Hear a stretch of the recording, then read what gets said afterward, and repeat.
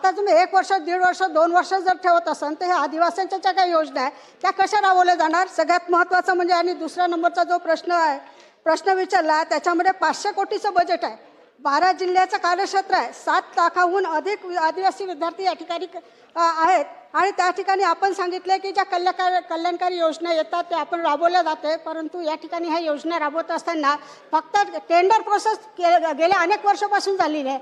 मुख्याध्यापकाच्या माध्यमातूनच त्या ठिकाणी अंडी असेल, केळी असेल, दूध असेल, वसतिगृहाला पुरवण्याचं काम चालू आहे. म्हणजे याच्यामध्ये कोणाचा काळा हात आहे हा सुद्धा सांगावा, कारण टेंडर प्रोसेस ही थांबवणे ही खऱ्या अर्थानं शास्त्र. मला 2 प्रश्न विचारणे महत्त्वाचे आहेत आणि ते सुद्धा झालेले नाही, याचा सुद्धा आपण चौकशी करणार का?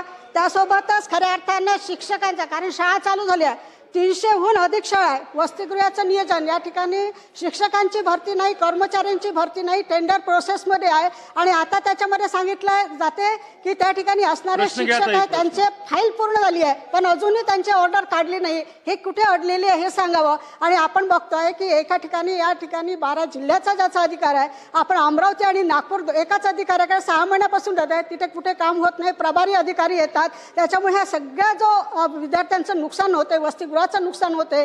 मग आता आपण सांगितले नियुक्ती केली आहे गोयल साहेबांची, हे किती दिवस राहणार? हे 3 वर्ष राहणार की नाही राहणार? याचं आपण शासनाने उत्तर द्यावं. सुलभताईने जो प्रश्न विचारला अतिशय महत्त्वाचा आहे. ATC 100% पूर्ण वेळ राहणार आहे. जेवढा कालावधी शासनाने ठरवला तो कालावधी तो पूर्ण करणार आहे.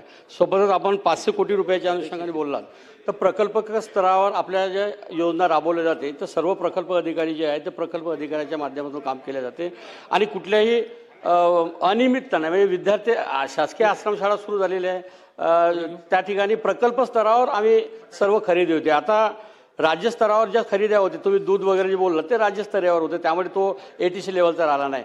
आणि आता भोजन जे आहे आम्ही आश्रमशाळे लेवलला दिलं असल्यामुळे त्या प्रकल्प अंतर्गत काम असल्यामुळे त्यामुळे ATCमुळे कुठलंही काम अडत नाही, कारण ते सहनियंत्रण पद आहे, मॉनिटरिंग पद असल्यामुळे त्याच्यामुळे कुठलंही काम थांबलं बा असा प्रकार घडलेला नाही. ठीक आहे गावित साहेब, शेवट